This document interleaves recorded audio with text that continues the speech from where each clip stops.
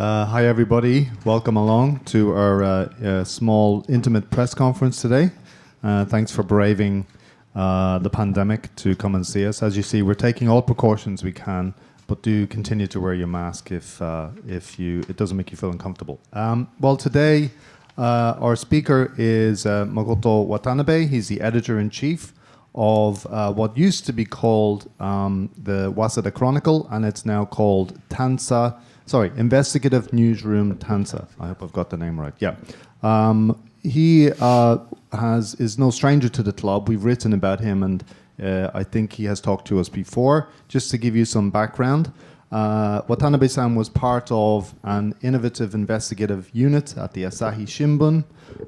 He quit after the newspaper, a famous incident where the newspaper retracted an article on the paper's coverage of the Fukushima nuclear accident. The article had revealed chaos at the Fukushima Daiichi nuclear power plant during the 2011 disaster. The Asahi president announced its retraction in September 2014. Watanabe-san and his colleague Hideaki Kimura, they quit the newspaper and founded the Waseda Chronicle, which is was an online non-profit investigative newspaper. They used to operate in a small office. That's where I interviewed them a couple of years ago. The newspaper wants to plug what it sees as a gap in investigative journalism in Japan. The mainstream media, they argue, have been narcotized by advertising and the press club system. Official sources from the government down drip feed information to the press. It doesn't occur to most journalists to chase down stories, to investigate stories, he says, and that's where they come in. Among their current projects, and I think the project that Watanabe-san is going to talk most about today, is aggressive sales tactics by Japanese newspapers as they fight declining circulations. Thousands of complaints every year are made regarding elderly people often suffering from dementia, being pressured to take out subscriptions. The Japanese media notes Watanabe-san, perhaps understandably, has not picked up on this story. We're hoping he will also talk about some of the other scoops and other the investigative projects that his newspaper is involved in. We have several young reporters from the newspaper here. I was talking to them earlier on. The translator today, or the interpreter I should say, is, hope I got this right, Annalise Giesbert. Is that right? Geisbert. My apologies, Geisbert. She's going to be your interpreter. Can I remind you to switch off your cell phones if you haven't already done so? By the way, I forgot to introduce myself. My name is David McNeil. I'm the co-chair of the PAC committee at this club. Thanks. Hello, everyone. Thank you for having us at the FCCJ today. So the topic we are going to discuss is about Japanese newspapers. So the Japanese media has not raised this issue themselves. So we would like your help to introduce this topic to a wider audience. Thank you. Thank you so much for having us today. Hi, dozo. From now, Japanese. まずですね、この問題のきっかけ、取材するきっかけになった出来事がありました。これはですね、ある80代の高齢の女性が認知症なんですけども、朝日新聞、読売新聞、産経新聞、毎日新聞、この4紙とですね、契約してたと。で、たまたまそのご自宅に行った娘さんがそれを見つけて、お母さんに聞くと、なんで契約したのかわからないということがありました。So the reason we started looking into this topic of elderly individuals being coerced into taking out newspaper subscriptions is because we found there was a case of a woman in her mid-80s who who was showing signs of dementia. She had taken out subscriptions to 4 different national newspapers, the Asahi, Sankei, Mainichi, and Yomiuri papers. And when her daughter discovered that her mother had taken out 4 different subscriptions, she was really surprised this has happened. 昔からですね、新聞販売の現場っていうのは、インテリが書いてヤクザが売るということは長年言われてきました。ただですね、自分自身の経験から言ってもですね、認知症のお年寄りとかそういった人にまで、押し売りをするというのは聞いたことがなかったので非常に驚きました。So maybe in the past there might have been rumors that with newspaper distributors there might have even been some Yakuza involvement, but where it's unknown if that story is true. And actually based on Watanabe-san's personal experience working for a newspaper distributor between high school and his university years, there was nothing like that. And in fact, there was no coercive soliciting that he saw. それでこういったことが本当に今頻繁に起きているのかということを調べるために、国民生活センターに、情報公開請求をかけたところ、月にですね、100件以上の、苦情ですね、こういった認知症の、お年寄りであるとか、あと目が不自由なお年寄りで、特に一人暮らしですよねのお年寄りを狙って、押し売りが行われていると。でそういったことに対する苦情が月100件来てましたと。So then to start our investigation, we sent a Freedom of Information request to the National Consumer Affairs Center of Japan, which compiles complaints and requests for advice from consumer affairs centers across the country. And we asked for descriptions of those cases relating to newspapers and elderly individuals. And what we found, based on 3 months of cases that we examined, was that over 100 cases per month pertain to elderly individuals and newspapers. And often these cases involve elderly individuals with showing signs of dementia or with bad eyesight, and often elderly individuals who are living alone. はい、でこれは今3つ抽出してピックアップしました。これ2020年4月の例ですね。2020年4月といえば4月から5月にかけて、コロナで緊急事態宣言が出てた時ですよね。でこの緊急事態宣言の時でもですね、高齢者の自宅に行って押し売りをしていると。で、一番上は、認知症のお年寄り、一人暮らしのお年寄りのところに押し売り。で次はですね、これは、外国の方はご存じないかもしれないですけども、新聞の購読を契約するときに先起こしという言葉があって、これは、例えば1年間は朝日新聞をこれから契約します。そしてその1年後は次は読売新聞を契約します。さらにその2年後は、今度は毎日新聞ですというようにずっと先まで、契約で埋まると。でそういう形でずっと契約さすっていうのを先起こし、それがこの2番目の例ですね。だから今から、2年の契約を、やってくださいと。で3つ目の、例もですね、これはひどいなと思うんですけども、要は目が見えないと。で高齢になって目が不自由になっているにもかかわらず、どうせ新聞が読めないからもうそんな購読できないからと言ってもそれでも売ると。これらの例から言うとこれもほとんど犯罪ですよね。So here you can see there are 3 examples that we picked up from among the cases that were reported in April 2020. And as I'm sure you all know, that was just the beginning of the pandemic sort of ratcheting up in Japan. It was when the first state of emergency was issued by the government. But despite the pandemic and the state of emergency, we could see from these cases no substantial decrease in the number of coercive solicitations to elderly individuals. So from these 3 examples, you can see a couple different patterns. The first, as I mentioned before, of elderly individuals with dementia and living alone. And in this instance, the woman was even a little bit frightened by the solicitor who wouldn't take no for an answer and then ended up taking out a subscription. So then the second example that we picked up here, again, with an elderly woman living alone and was just really, I guess, aggressively asked to take out a subscription. But then the point here is that the subscription is a 2-year subscription starting 3 years from now. So this is a technique that maybe, at least in my experience, I had never heard of it abroad. But in Japan, sometimes newspaper subscriptions will start multiple years in the future, as in this case. And this is because, like, for example, if a person is currently subscribed to paper A, but then a solicitor from paper B comes, they'll say, oh, okay, well, we'll wait till your contract with paper A ends, but then you can take out a subscription from our paper starting a few years down the line. So they're, I guess, securing those subscriptions for the future. And then the last one, the third one, is again an elderly woman living alone.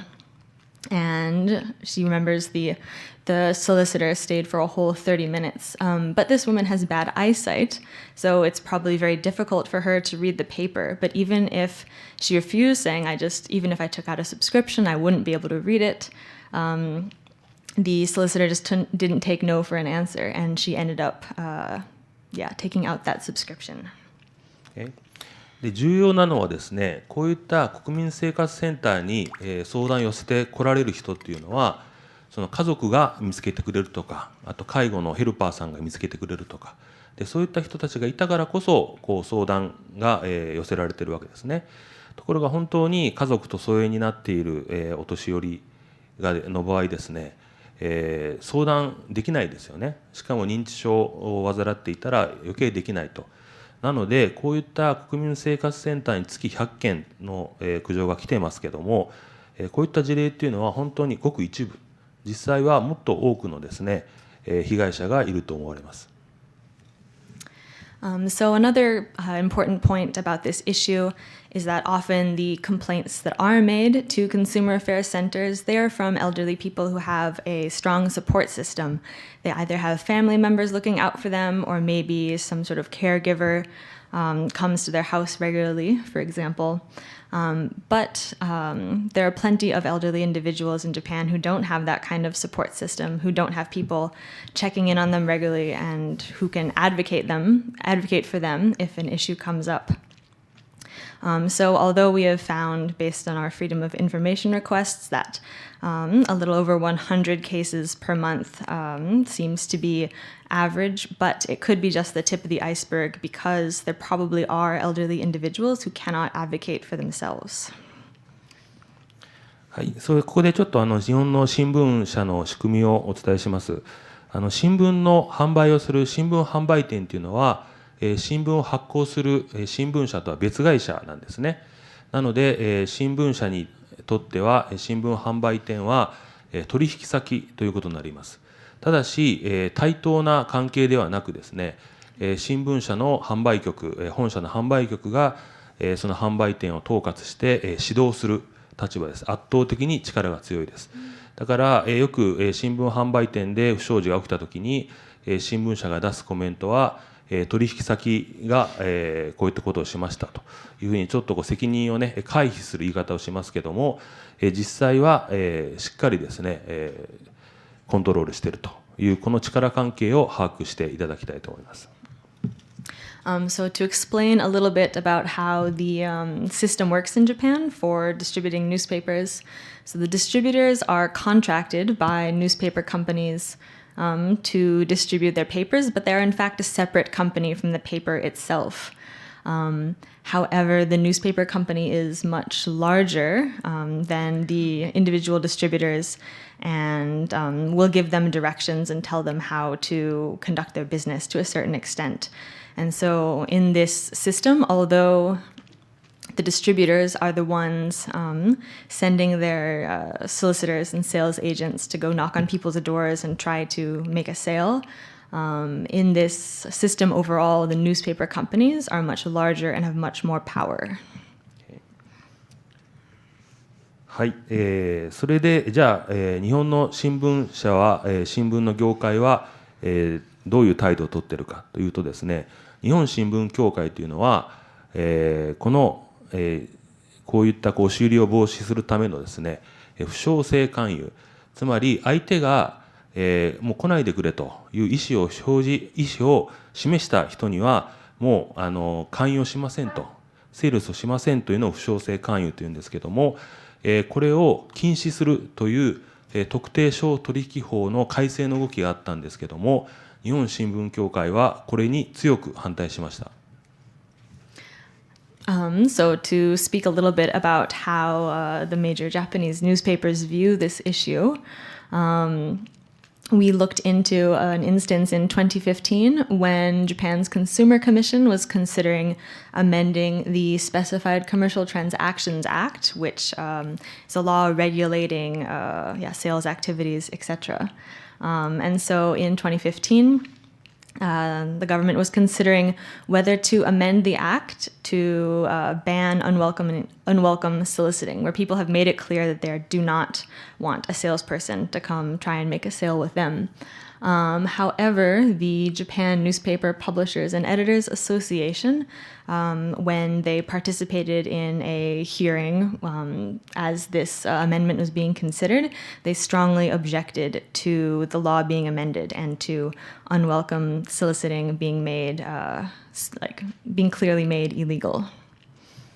はい、この時ですね、消費者庁の課長は、こういったセールスは、その認知症のお年寄りを食い物にしていると、ここまで言ったんですけども、ところが、新聞協会の反対にあって法改正は実現しなかったというぐらいですね、日本の場合メディアの方が強い場合があるんですよね。でこの時強く反対したのは新聞協会の理事で山口さんですね。で今の新聞協会の会長であり読売新聞の社長です。So then when this amendment was being considered at the Consumer Commission, at an expert committee, the head of the Consumer Affairs Agency's Consumer Transaction Division, when he was giving responses to questions in the meeting, he specifically stated that that solicitors, he used the expression, prey upon elderly individuals. However, as I mentioned before, when the major Japanese newspapers were asked for their input, they strongly objected to this amendment. And the representative of the Japan Newspaper Publishers and Editors Association that participated in these meetings was then board member Yamaguchi, who is from the Yomiuri Group. Is president? Yes. Okay. Next. でこうしたその新聞業界が、この押し売りにしっかり取り組まないと、押し売り防止に取り組まないという背景にですね、新聞の部数の減少があるわけですね。でこの減少のスピードはすごく早まっていて、2019年から2020年にかけて年間で270万部減少しました。So then, to give some more background of this issue, in terms of circulation of newspapers in Japan, or physical copies of newspapers in Japan, in recent years there's been a steady and steep drop in circulation every year. And even in just the last year, or from 2019 to 2020, there was a 2.7 million copy drop in circulation. So we sort of wonder whether this sort of declining sales, declining circulation might make papers feel a little bit more pressured to get those subscriptions. そうした背景があったんですね。はい、それでですね、じゃあ、実際この高齢者への悪質な新聞販売が、どこで行われているのかというと、我々探査はですね、日本の全国の新聞社50社に質問状を送りました。で、回答が返ってきたのはそのうち21社しかないんですけども、全国紙の方は、毎日新聞は、そういった押し売りはありますと認めました。で、産経朝日はこれはしっかり否定しない、はぐらかしてるんですよね、回答ね。で、日経はないって言ってました。日経は経済紙ですから、お年寄りに新聞を販売するという場面が少ないということだと思います。で、読売新聞は電話で催促しましたけど回答がないと。今の新聞協会の会長であり最も部数が多い新聞社ですが、こういうことにちゃんと対応しないと。で、地方紙に関しては我々はそういった押し売りの販売はしておりませんという回答が多かったです。なので全体的に見るとやはり全国紙を中心にこうした高齢者への悪質な販売が行われているのではないかと。でその理由は、これは私の見方ですけども、やはり経営状態がですね、まだ地方紙の方がいいんですね。全国紙の方が経営が厳しいということが理由にあると思います。So then, as another part of our investigation, we sent questions to 50 papers throughout Japan, both national papers and regional papers, and we asked them specifically whether they were aware of coercive soliciting existing among their distributors. And from those 50 papers, only 21 responded. But within those 21 responses, we thought we could maybe see a trend. Or to start with the responses from the national papers, the Mainichi Shimbun acknowledged the existence of coercive soliciting of elderly individuals among its distributors, but said it was working to improve the situation. And then the Asahi Shimbun and Sankei Shimbun did not deny the presence of coercive soliciting, but they were also kind of vague in their response. And the Yomiuri Shimbun did not respond at all, even after we called asking or reminding them to send us an answer. And just a point is that the Yomiuri Shimbun has the highest circulation of any paper in Japan. We didn't, and then, but all, and the Nikkei Shimbun was the only national paper that gave us a flat denial that that they said coercive soliciting was definitely not happening within among their distributors. So when it comes to regional papers, we heard back from a number of them, but all of them denied coercive soliciting among their distributors. Of course, there are some papers that didn't respond, but from the responses we received, we can see a trend that probably coercive soliciting takes place more among national papers than among regional papers. And this is just Watanabe-san's opinion, but maybe the reason for this is because regional papers are probably doing a little bit better financially in recent years than national papers. はい、でこの状況ですね、どういう状況かって、要するにですね、新聞社と政府はもう癒着してるんじゃないかと。でなぜそう思うかというとですね、皆さんはご存知でしょうかね、2019年の10月に日本の消費税は 8% から 10% に上がりました。でこの時に 8% のまま軽減税率が適用されたのは食料品とあと新聞だけなんですね、宅配の。で他の例えば公共料金とか、赤ちゃんのおむつだってそうですよね。それで他の書籍もそう、インターネットメディアもそう、すべて軽減税率は適用されません。これは新聞だけの特権です。でこういう特権を享受している新聞の宅配だけに軽減税率が適用されていながら、そこで起こっている出来事、もう犯罪ですよね、はっきり言って。こういったことに対して政府はしっかり対処しないと。で消費者庁の担当者に取材すると、いやなかなかできませんねと。で警察が一罰百戒でやってくれればいいんですけどねというような、こんないい加減な態度ですね。で一方で、これ新聞各紙も取り上げましたけども、かんぽ生命の時の不正販売ありましたよね。あの時もお年寄りを狙ってですね、押し売りをして、でかんぽ生命は業務停止処分を受けました。だけど新聞は全くそういったペナルティを受けません。これはもう政府とそして新聞社の癒着と言っていいというふうに私は思います。So we'd like to question what this issue of coercive soliciting says about the relationship between Japan's newspapers and the Japanese government. For example, we think a really representative example of this relationship is that physical papers, newspapers, were exempted from the tax hike a couple of years ago. I think it was the fall of 2019.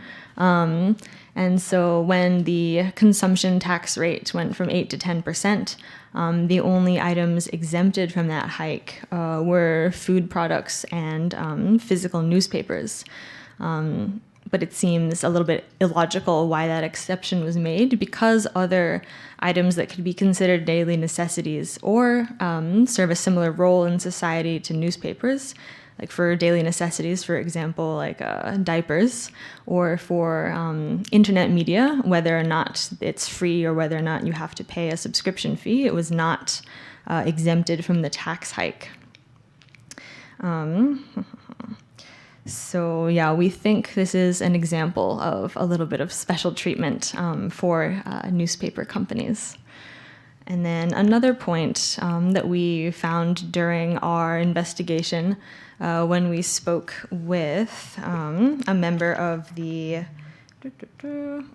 Consumer Affairs Agency, which obviously looks after consumer issues, when we asked them whether the government was taking any steps to respond to this issue of coercive soliciting, which is especially harming elderly individuals. The individual the person there we spoke with said that the government was taking no particular steps at this point, but that since physical newspapers is sort of a dying industry, that the problem will eventually go away on its own. But if we look at different examples of similar cases that have happened even in recent years in Japan, like for example the Japan Post health insurance scandal, where they were found to have been, pressuring or getting elderly individuals to take out health insurance in a fraudulent manner. When that case was revealed, there was a strong reaction against it. And and it was treated as a crime and put an end to. But when similar things happen with newspaper subscriptions, there's a really minimal response to this issue. Just on a point of clarity, sorry, I just want to check something. The word that you used, Watanabe-san, was yuchaku, yeah? Yuchaku. So, Shimbun to seifu wa yuchaku shiteru to. So my understanding of yuchaku, the word is it's collusive. So would that be correct? It's a collusive relationship between the newspapers and the government. Is that okay? Just for English translation, yeah? I think it's a little bit maybe stronger in English than in Japanese, but sort of like a you scratch my back, I'll scratch yours kind of relationship. Thank you. Sorry. はい、で今言葉の問題ありましたけど、なぜそれだけ癒着という強い言葉を使うかというと、これは私の取材の結果です。例えばですね、日本の新聞社はこの軽減税率が適用されていることについて、私たちは民主主義に必要な情報を国民に広くね、お伝えしているという、だから、それは適用されて当たり前だというような言い方をしてますけども、ただ当時ですね、軽減税率を新聞に適用するにあたって、財務省の官僚がどういうふうに考えていたかというと、財務省としてはですね、これは困ったなと、理屈を作るのは大変だと、なぜ新聞だけに軽減税率を適用するのか、どうやって、国民に説明したらいいのだろうかと、非常に困ったと、言っています。じゃあなんで困ったのに、適用したかということについては今取材中で、その証拠を、取っているところです。これで終わります。So to just give a little bit more explanation why we would use a word that could be translated as strongly as collusive, just based on other reporting that Watanabe-san has conducted he's heard through his reporting that finance ministry officials were really sort of at a loss as to what reason to give for newspapers being exempted from the tax hike. So they had difficulties finding a reason to explain this special treatment. So I guess there was an awareness that it was unusual. Thank you very much. Well, we have about 30 minutes left for Q&A, and I am going to take the first question, if that's okay. One of the sort of interesting things, I suppose, just if we broaden the discussion out, to discuss, I'll take my mask off, to discuss Japanese journalism is, as Watanabe-san says, there are very few scoops in the newspapers, but the weeklies, the Shukanshi seem to have a lot of scoops, and particularly Bunshun, Shukan Bunshun lately has had a string of scoops related to the Olympics. I wonder if Watanabe-san might comment on that. What do you think is the role? Did the weeklies in Japan perform the role that newspapers perform in America and Europe? Would that be a fair question?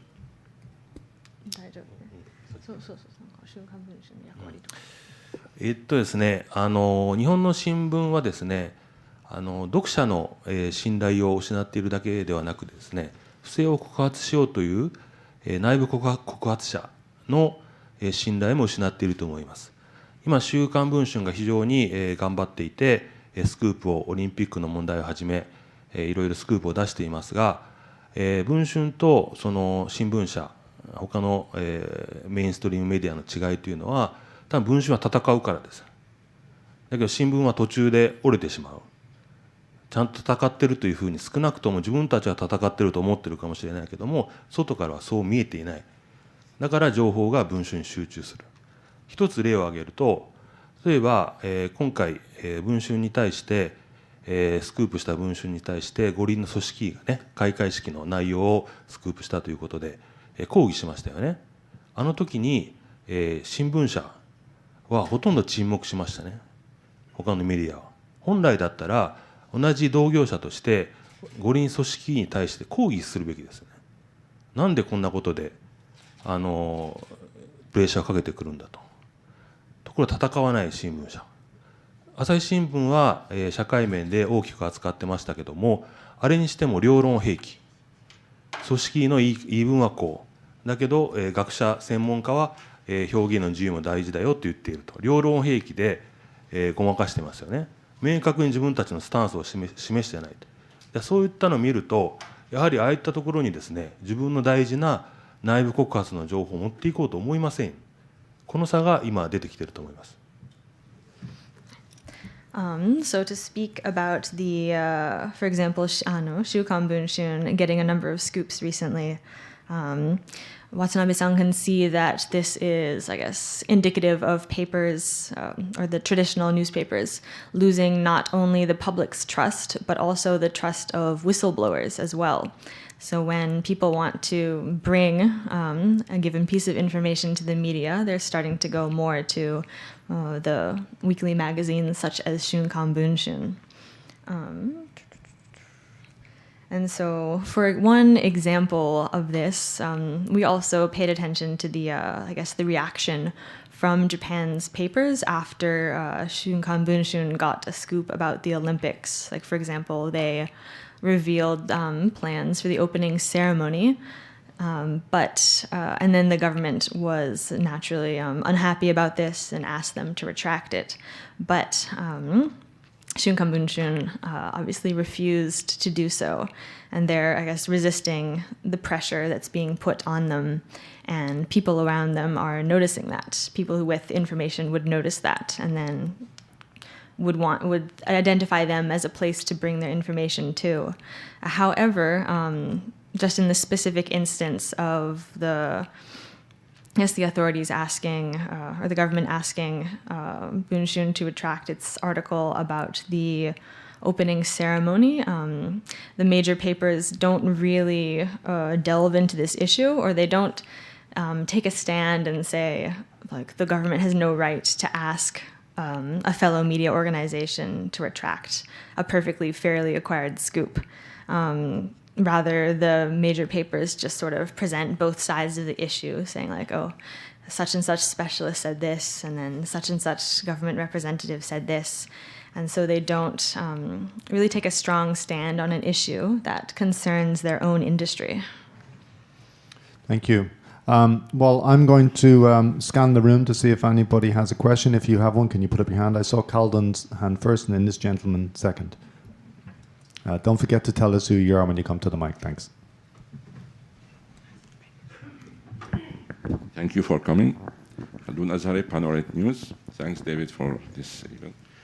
My first question, how much percentage of the subscription pushed by solicitors compared to the total subscription? Like how many subscribers they managed to get out of the total subscription? Do you have any information about this?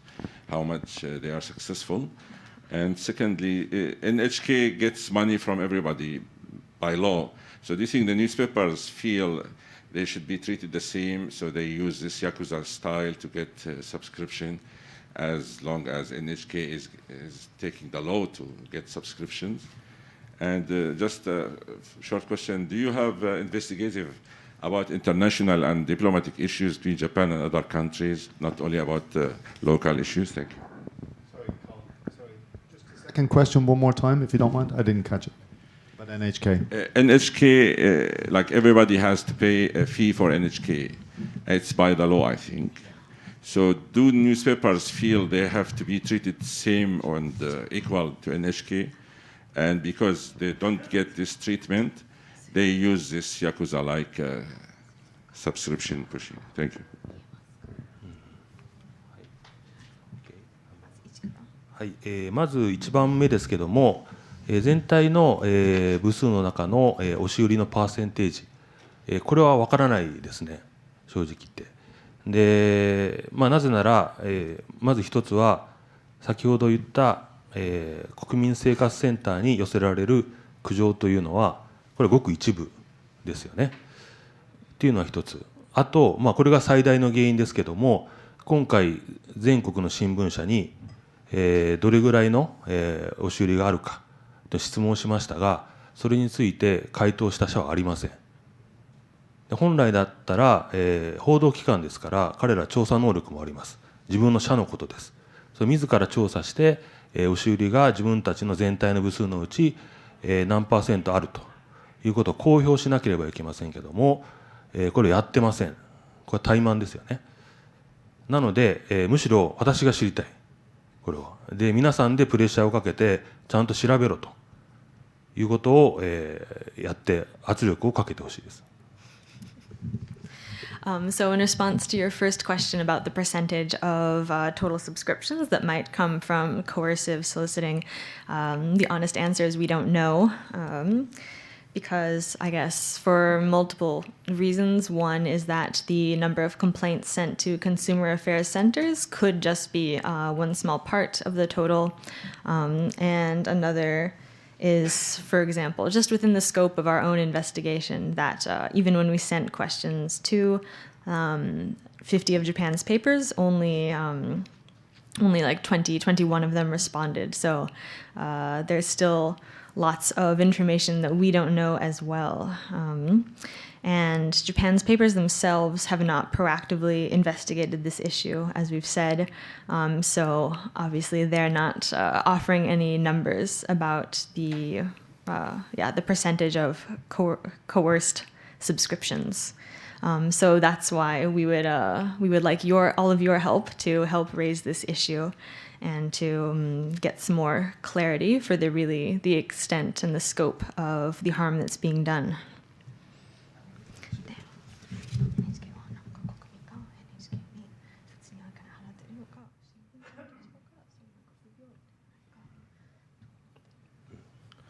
はい、NHK の、受信料、新聞購読料で、経営している新聞社で、我々はドネーションモデルです。なのでドネーションお願いしますで、それは冗談で、確かに NHK のモデルは羨ましいですよね。羨ましいし、それだけの仕事をしているかどうかって人、それぞれの評価だと思いますけども、 NHK の場合は、そういった潤沢な資金をもとに、NHK スペシャルをはじめ非常にいい番組を制作されていると思います。ただし政治と戦わないですよね、ギリギリのところで。という弱さだから、このままではですね、結局新聞社がどんどん経営が悪くなっていく。で、雑誌も大変ですよね。で、我々みたいな、非営利独立のメディア、これもまだまだ小さいっていう中、 NHK だけが受信料をもとに大きくなっていく、一強状態になっていくと思うんですね。これだったら非常に危険だと思います。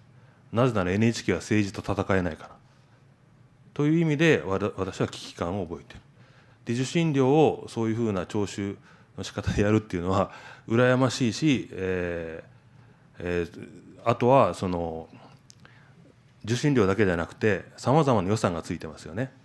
我々ジャジットという国の事業、税金の使い方をですね、検索できるデータベースを持っています。ぜひタンさんのサイトから試してほしいんですけども、日本放送協会と打ち込むといかに国の予算が NHK についているか分かります。だから受信料だけでなく税金も入っている。これはまあかなり、羨ましいなと。不平等かどうかはこれは人によると思います。Okay, so to answer your second question about NHK versus other media in Japan, it's true that NHK has, I guess, a more comfortable business model because people have to pay for the service. But obviously, whether, I guess, your own evaluation of the reporting that NHK does is up to the individual. In Watanabe-san's opinion, NHK has a lot of really great programs, but maybe sometimes they don't do enough to question the government when it deserves to be questioned and fulfill the watchdog function.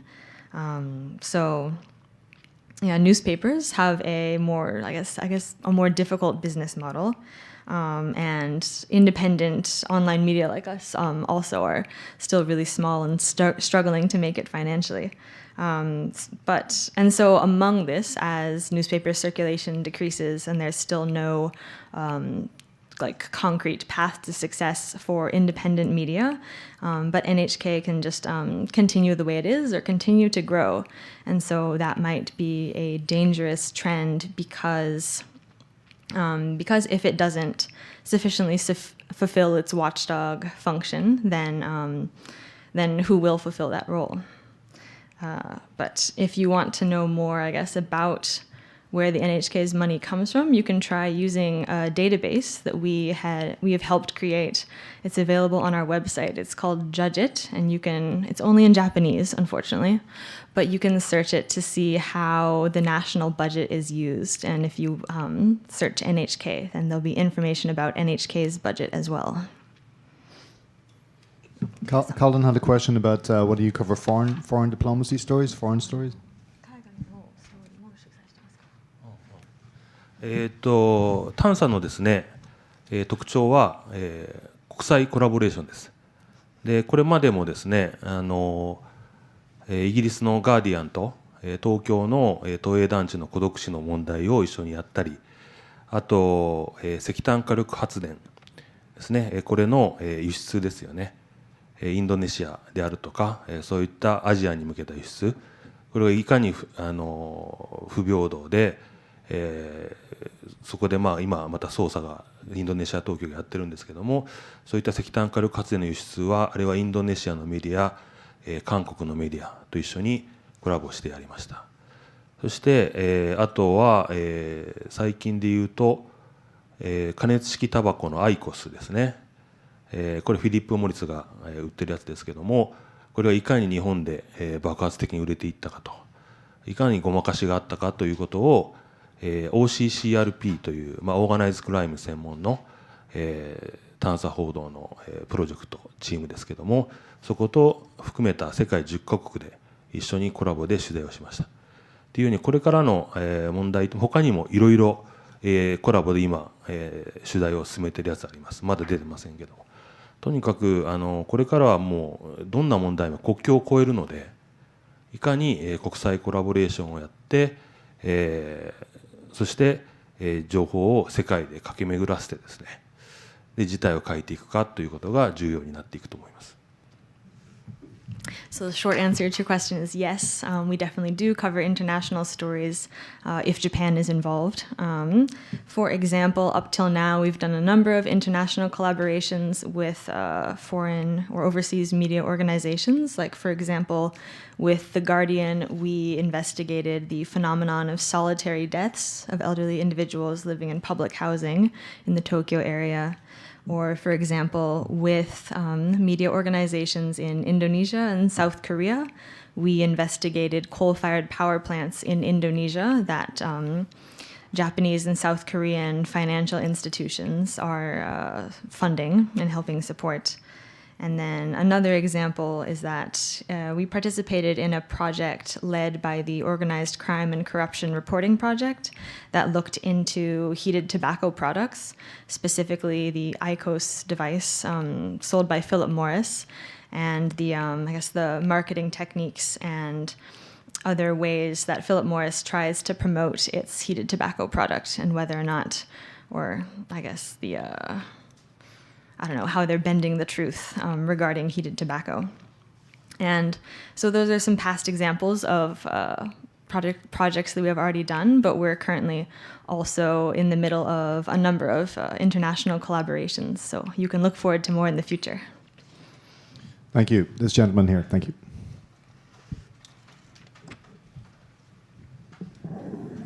Thank you. My name is Richard Susilo from Indonesia. You are mentioning about the media from Indonesia. Which media from Indonesia you are collaborating? And what is the process right now? Second question regarding the, you said that the rural financial 地方の方に、経済力ですね。the rural financial is better than the center of Japan. So could you elaborate about this one? Why the financial strength in rural area is better than in central of Japan? And also, the third question regarding what will happen to the newspaper in Japan? Because everybody's, including Indonesia, also there goes online right now, also in the world. So do you think the newspaper will bankrupt in Japan? Thank you very much.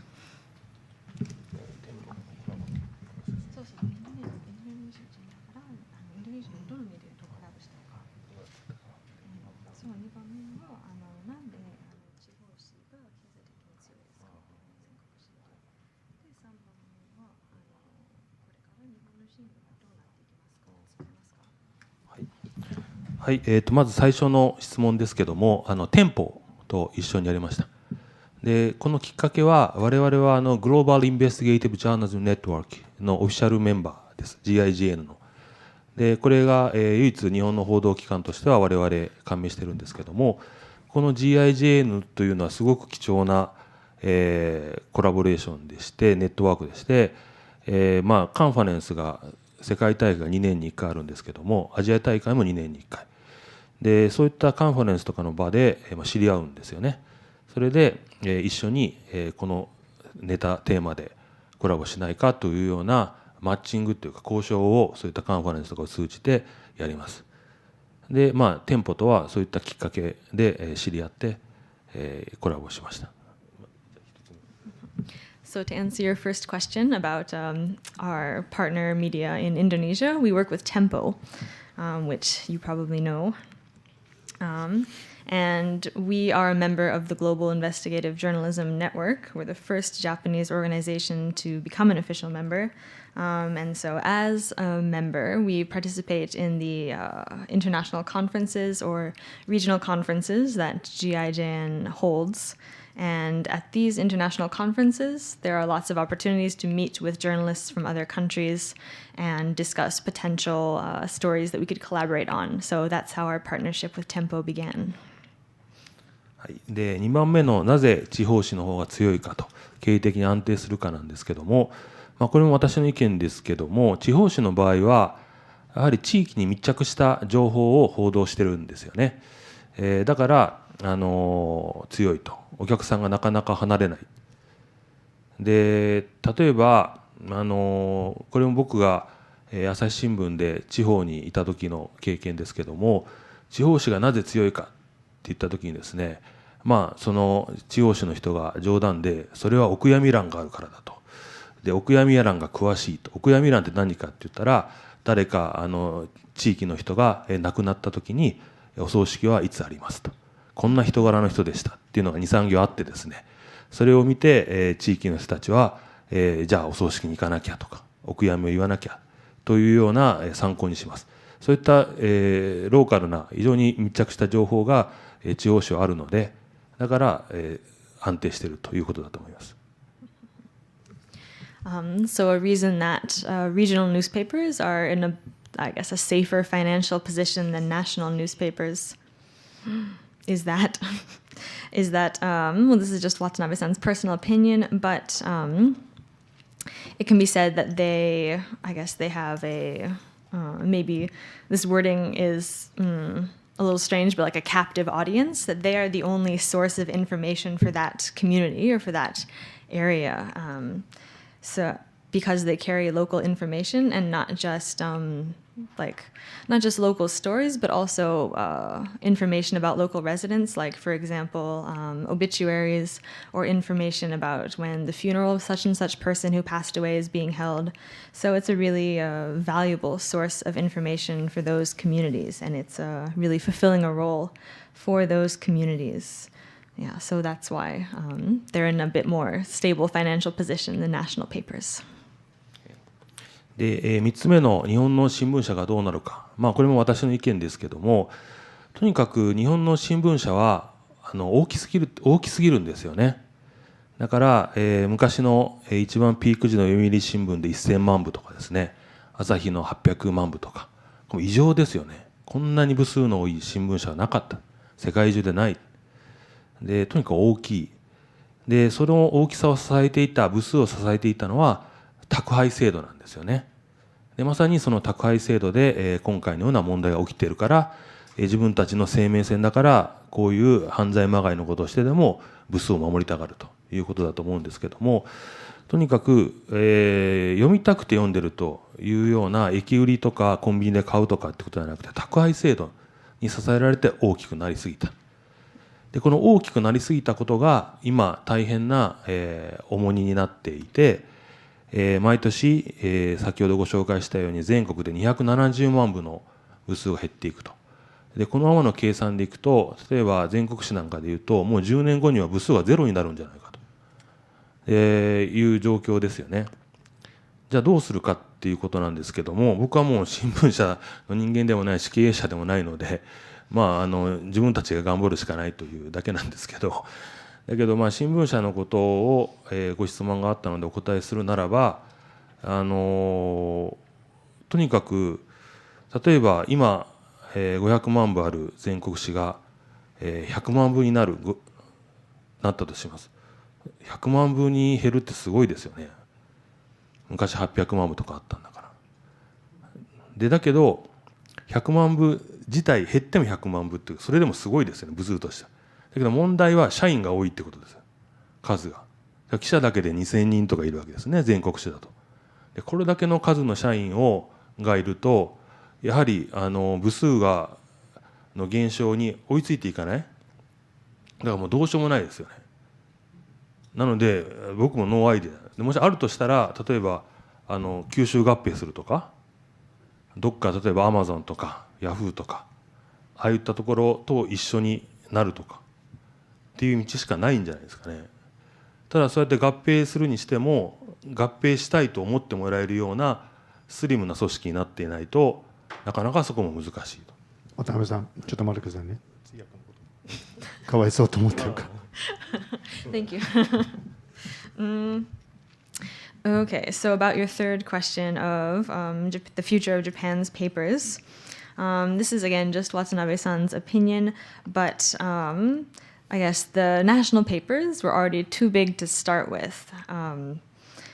Too big to be sustainable, perhaps. Like, for example, Yomiuri, the paper with the highest circulation in Japan and I believe also in the world. It's had an incredibly large circulation. But this system was supported by the delivery, like door-to-door delivery of papers, rather than, for example, papers being purchased at a convenience store or wherever. So because the delivery system and the sales network was, I guess, evolved and optimized to a certain extent, it was able to support this really high circulation level.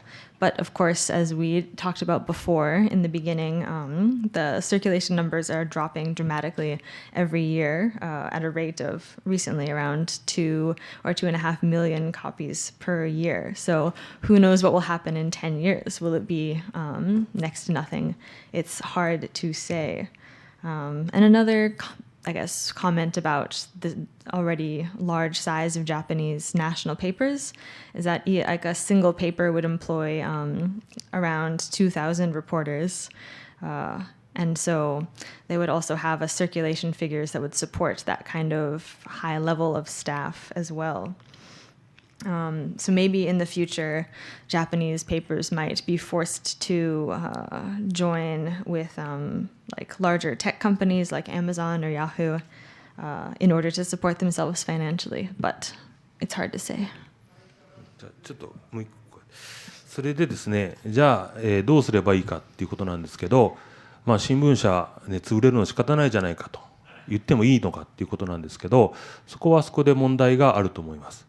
なぜならやはりジャーナリストをですね一人前にする教育でちゃんと取材をして正確な情報を記事にしていくという作業、一人前にするのはですねかなりやっぱ訓練がいるんですよね。でそういった訓練教育機能、一人前にしていくだけの時間とコストを、新聞社がとか、まあ、テレビ局ですよね、そういったこれまでのメディアが、担っていたと。もしそれがなくなったらどうなるのか。みんなインターネットだから気軽に情報を発信できるけども、本当にプロとして耐えうるだけの情報を発信できるのかと。でここの社会的コストみたいなところを、新聞社が担えなくなった時にじゃあ誰が担うのかという問題は日本にとって深刻だと思いますね。だからヤフーとかああいったプラットフォームはですね新聞社から記事を今買ってそこのプラットフォームで流してますけども、だけどその情報自体を取材して発信するだけの教育するためのコストを育てるコストですよね。これは新聞社が払ってきたんですこれまで。だからそれが新聞社がなくなってきた時にじゃあ皆さんどうしますかっていうのは我々自身が社会全体で考えなくちゃいけないと思います。So another point is that as we can see, the newspaper industry is in decline, but what should we do when we see that? Should we just leave newspaper companies to their fate, or should we, I don't know, think more about where Japanese society is going with this issue?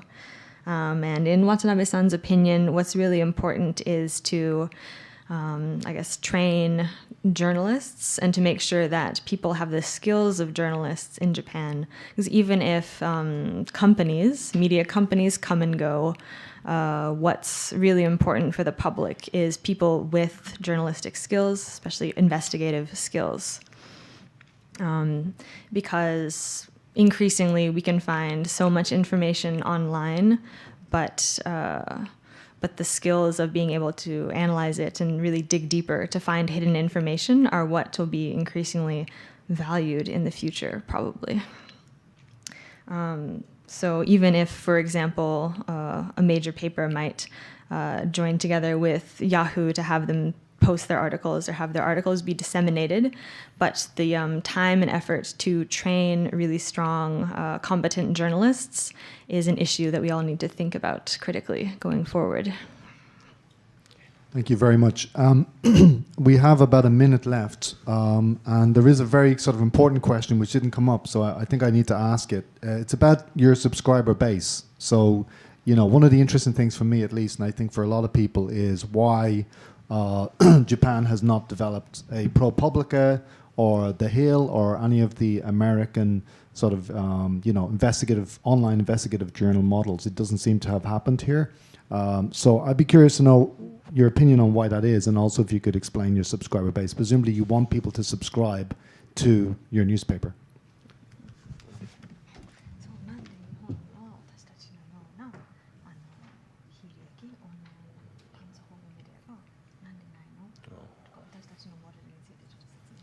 Mm. それはとても難しい問題で、そうですね、なんでないんですかね。で、やはりまず生活がちゃんとできない。で、我々探査の場合は探査報道ですね、インベスティゲイティブリポートを専門としてやっています。なので独立していなくちゃいけない。あらゆる利害関係から。なので、市民社会の中から、ドネーションをもらってそれで運営しようというところなんでしょうけども、そのドネーションがなかなか集まらない。やはりそのジャーナリズムとかそういったものにドネーションをするということにまだ価値を見出していない。なので、なかなかそういったモデルの非営利独立の、ニュースルームっていうのが出てこないっていうのがあると思います。だけども我々ジャーナリストまずここでありがとうございます。So to begin with, to answer why there aren't any other or that many online investigative media outlets in Japan.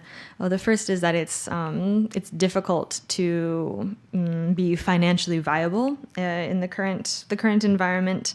And if you can't acquire the funds to support your newsroom and to support your reporters, then I guess that's the most important part. If you can't pay your reporters a living wage, then you won't have any reporters. But that said, it's the most important thing for online investigative media is to be independent. So you can't give up your independence for financial security. So it's a really difficult balance to find. And so in our case, we look for, or we try to find donations from the average citizen and have the average citizen support our work voluntarily. We don't have a paywall. But it's a difficult environment in Japan because there isn't much of a culture of people finding it natural to give donations to the media. And there's still sometimes not as much understanding as we would like of the value of investigative journalism and the necessary role that investigative journalism plays in society. So we're still looking for some of those answers ourselves. それで大事なことはただその社会の日本社会の文化のせいにしたらダメで、やはりジャーナリスト当事者がしっかり勇気を持って行動すると。だから我々も、そうですけども、生活ができなかったらどうしようとかいろいろな不安があるけども、そこはやっぱり一歩踏み出してリスクを取るということなんですね。そこのリスクを取る人がなかなか出てこないと。で僕もそうですけども、このアナリスもそう、タンさんのスタッフっていうのはみんなその辺のリスクを取って今チャレンジしているんですね。だからそういった人がやっぱ出てこないと日本社会も盛り上がっていかない、どんどん出ていかないと。なのでタンさんに我々にはPlease donate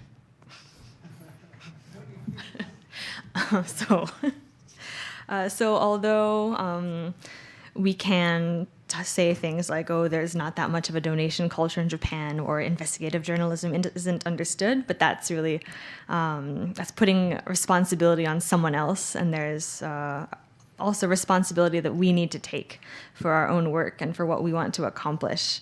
But given the current situation where there's not many people doing investigative journalism, it is a risk.